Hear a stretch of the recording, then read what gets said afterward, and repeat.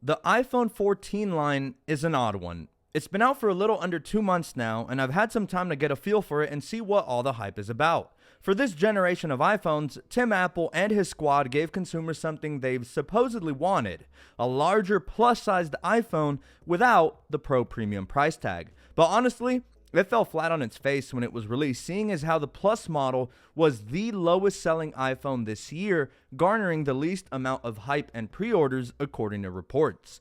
And why is this? I have a theory, and it has a lot to do with pricing as well as a lackluster list of new features that failed to impress, at least in my opinion. Don't get me wrong, it's going to sound like I'm completely downplaying it, but the iPhone 14 line are a very capable pair of iPhones. My chief complaint is that for only $200 more, you can opt for the Pro Max, which comes with a 120Hz refresh display, always on display for that matter, telephoto zoom, an improved chipset, and the new dynamic island. It's not all doom and gloom here, as the iPhone 14 Plus does have some redeeming qualities that I'll brush up on towards the end of this review. One thing is for sure though, if you're coming from the iPhone 13, I highly advise to hold off on upgrading to the regular iPhone 14, seeing as how they are nearly identical with very few changes. The new addition of the larger plus size means the mini line has now been axed in favor for the much larger 6.7-inch Super Retina display found on the 14 Plus. But is it worth it for all the money you're dishing out? We're going to answer that question and more. So hang on tight, grab a snack, grab a drink, and let's get this show on the road.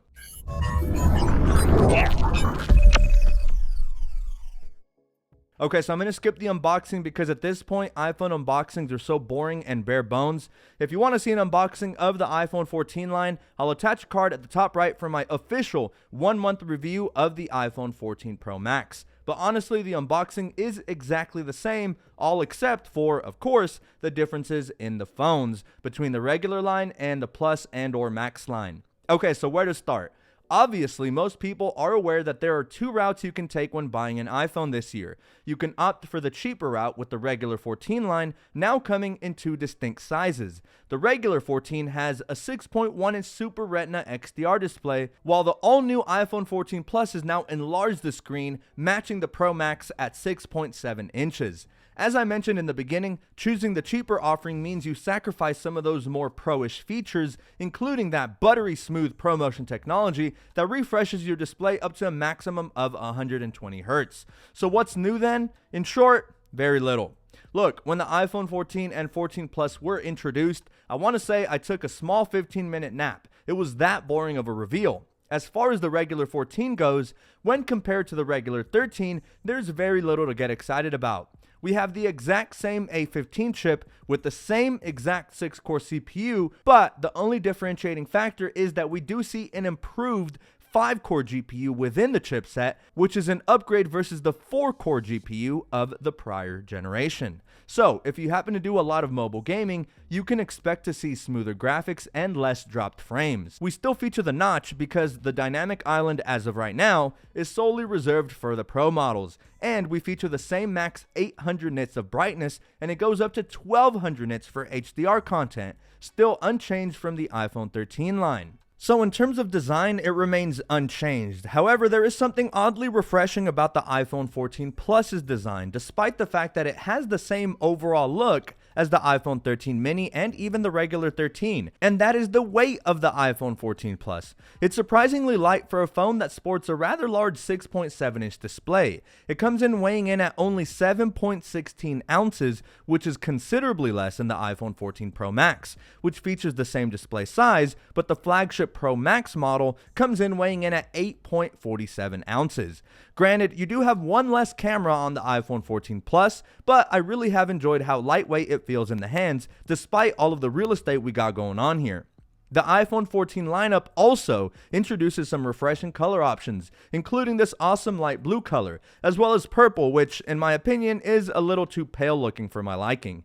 There's also Midnight, Starlight, and Product Red, and pricing remains unchanged on the regular iPhone 14 as it still starts at $799, whereas the new iPhone 14 Plus now starts at $899, both with a starting storage of 128 gigs.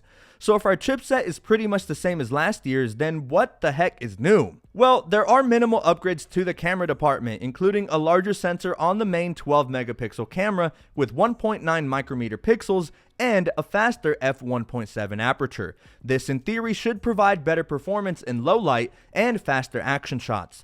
The ultra-wide sensor is still unchanged at 12 megapixels, but is now designed to capture 4 times more of the scene, delivering 2 times better low-light performance. And not to forget, the front 12 megapixel true depth camera gets autofocus and a faster f1.9 aperture. Add all of this up together and you still get an exceptional array of camera options and features, but still feels more or less like the same thing as the iPhone 13.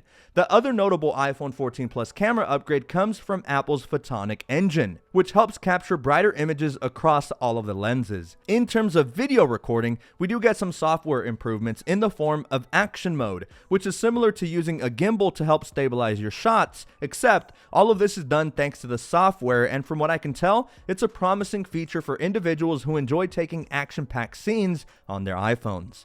Aside from that, there are some new safety features found in iOS 16 that make their way onto the iPhone 14 line, including crash detection and the highly anticipated emergency SOS via satellite. First off, with crash detection, the iPhone 14 leverages its improved accelerometer and gyroscope to detect whether you're in a serious car crash. From there, the iPhone 14 can then automatically dial emergency services for you, as well as notify your emergency contacts if you happen not to respond on your iPhone. I hope nobody is ever stuck in this kind of predicament, but in these kinds of scenarios, every second can be crucial. And secondly, with the new satellite feature, Apple has combined new antennas and software to help connect to satellites when you can't get a cellular or Wi-Fi signal. This will be a paid feature in the future, which is kind of a bummer, but it is nifty to have if you happen to find yourself in a sticky situation on a mountaintop or getting lost while hiking with no cell service and things of that nature. Apple says all users will get 2 years free upon the rollout of this feature, and after that, it will be a paid subscription. But at this current time, we still don't know how much this service will cost, and at least for now, this service is only available in the United States and Canada. Lastly, we have to discuss battery life because, like I mentioned at the beginning, this is one of the few sole redeeming qualities that the iPhone 14 Plus possesses that could sway consumers into opting for it versus the standard 14. Apple says that the iPhone 14 Plus offers the best battery life on an iPhone. But you know how we do it on my channel. We don't just take Tim Apple's word for it, we actually tested it out in one of my infamous battery drain tests. Without spoiling the results, let's just say the iPhone 14 Plus really impressed me with its endurance. If you want to see how battery compared head-to-head with the iPhone 14 line, I highly suggest you click the card at the top right or click the link in the video description to see my official 2023 iPhone drain test featuring the current iPhone 14 lineup. So in the end, what are my thoughts on the regular 14 line? Well, for the most part, it's a snooze fest. I have to be honest, and I'd feel really guilty lying to you guys, so I'm definitely not going to do that. I believe this is the first year ever that Apple decided not to upgrade the chipset here, and that extra core on the GPU honestly doesn't even count. It's really insignificant in my opinion. It's still the same chip. The regular iPhone 14 has very little going for it in terms of upgrading, so please do yourself a favor, and if you have an iPhone 13, unless your bank account has extra money to blow, the upgrade to the regular 14 is essentially pointless. However, the 14 Plus is slightly more intriguing given its tremendous battery life and the fact that it's so lightweight despite its size. Watching movies, shows, and gaming is simply more engaging on the larger display, and you'll be able to see more text on screen when surfing the web.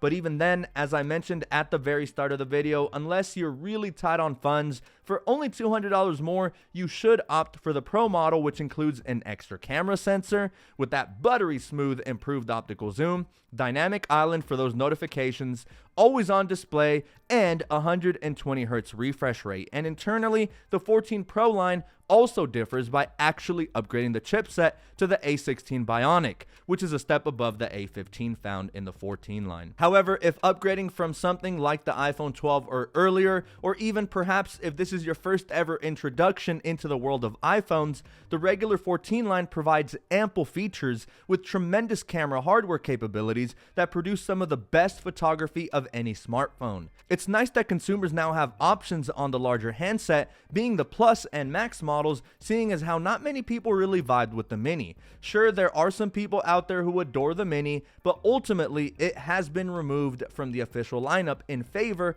of the all-new 14 Plus. But I want to hear you guys' thoughts. What do you think of the lackluster upgrades made to the regular 14 line? Are you a fan of the Plus model, or would you have preferred to still have the Mini option? Guys, let me know down below, and with that, I still have a ton of content coming up to round out the year. So don't forget to subscribe and help me hit 60,000 subscribers by the end of the year. I'm eternally grateful for each and every single one of you. So with that, I'm clocking out for now, but I cannot wait to catch you all in my next video.